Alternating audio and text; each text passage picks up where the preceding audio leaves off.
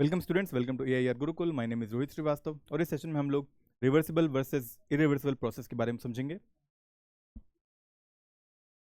तो second law in engines में reversible process क्या होता है पहले वो देखते हैं। देखो, कोई भी process that can be reversed without any net change in system plus surroundings. ठीक है, यानी कि जिस इनिशियल ओरिएंटेशन में था, कोई भी लेट्स सपोज सिलेंडर है हमारे पास, एक ये पिस्टन है। ठीक है, अगर इसका वॉल्यूम V1 है, टेम्परेचर जो है T1 है, ठीक है, और इसने एक्सपेंशन किया let's suppose under some force, और एक्सपेंशन करने के बाद it returns back to the same volume and same temperature.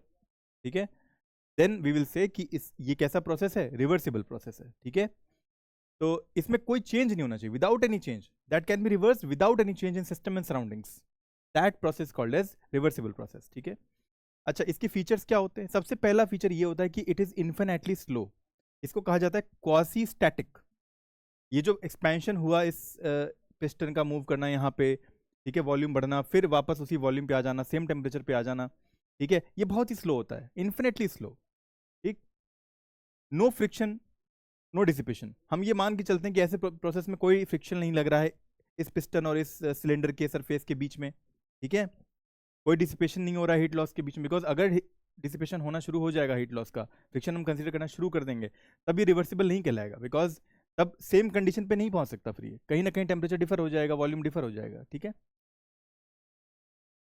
और system always in equilibrium, system हमेशा इक्विलिब्रियम में रहता है। ठीक है, और इस केस में मैक्सिमम एफिशिएंसी मिलती है, क्योंकि कोई हीट लॉस नहीं हो रहा है, किसी तरीके का डिसिपेशन नहीं हो रहा, तो जितना आउटपुट है उतना ही इनपुट, मैक्सिमम एफिशिएंसी ही मिलेगी। ठीक है, जैसे कि कार्नोट साइकिल में होता है। कार्नोट साइकिल कैसा केस है? आइडियल केस है ना हीट इंजन का, उसमें मैक्सिमम एफिशिएंसी इसीलिए मिलती है बिकॉज उसमें हम लोग कोई लॉस कंसीडर नहीं करते हैं। ठीक है, तो कार्नोट साइकिल जो है रिवर्सिबल प्रोसेस का एक एग्जाम्पल है।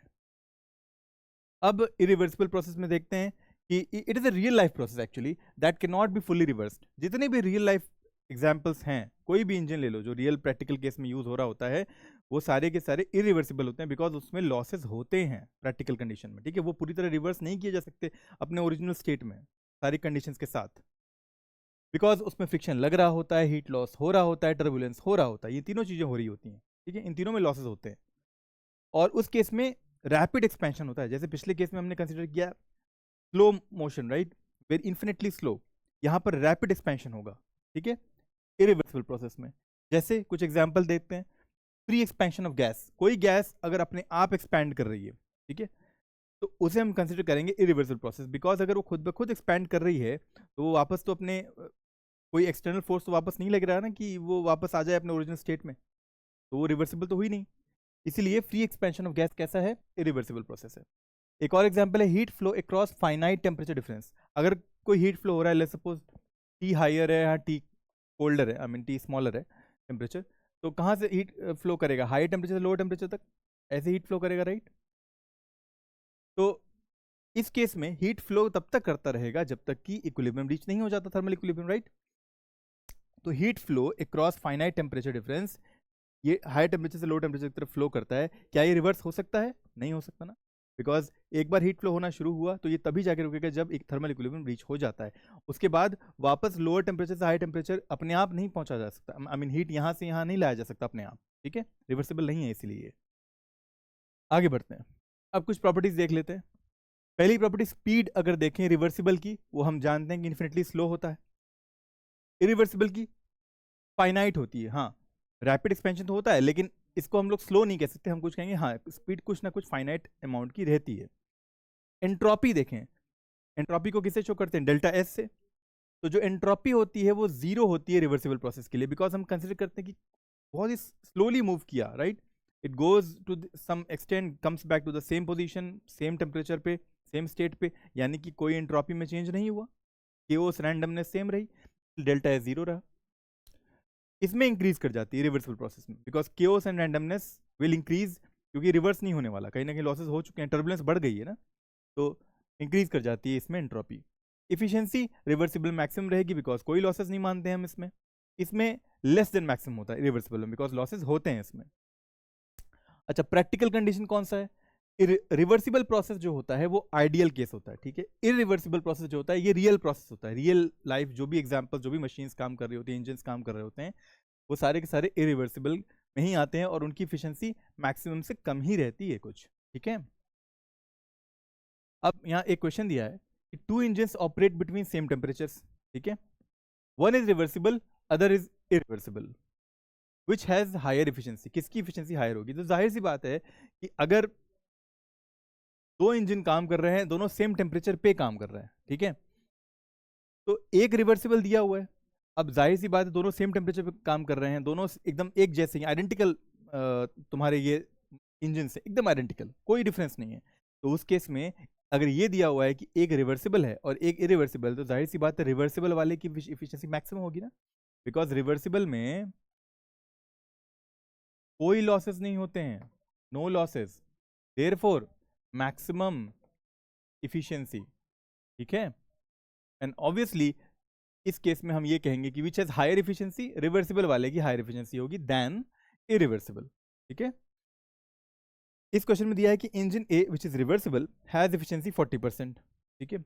Engine B works between same temperatures, can its efficiency be 50%?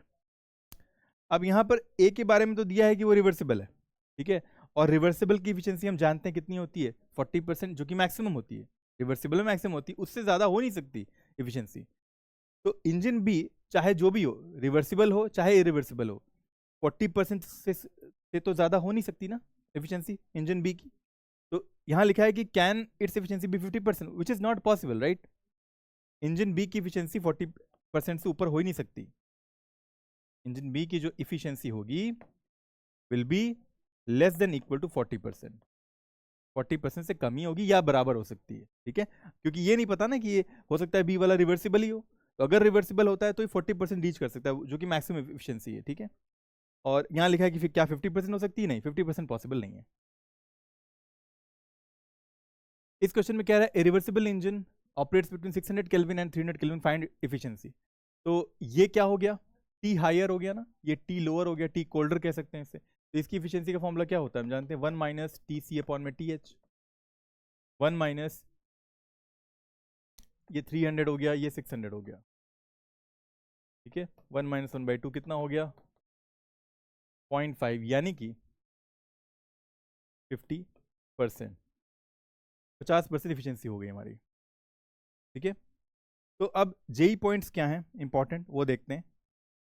All real engines are irreversible, ये तो हम देख ही चुके हैं कि जितने भी रियल प्रैक्टिकल इंजन्स होते हैं वो सारे के सारे इरिवर्सिबल ही होते हैं। और reversible equal to ideal benchmark, और रिवर्सिबल वो होता है जहां पर हम लोग इफिशिएंसी मैक्सिमम मानते हैं, और वो आइडियल केस होता है, ठीक है, बेंचमार्क होता है वो। एंट्रोपी की बात करें तो रिवर्सिबल में एंट्रोपी कांस्टेंट रहती है, यानी कोई चेंज इन एंट्रोपी नहीं होता, डेल्टा एस 0 होता है।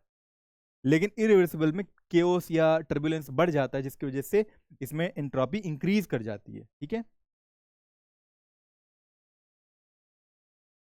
तो इस तरह हमने आज इस सेशन में अपने रिवर्सिबल एंड इरिवर्सिबल प्रोसेस के बारे में जाना। अगले सेशन में किसी और टॉपिक के साथ प्रेजेंट होंगे। Until then keep learning and keep having fun with physics. Thank you very much.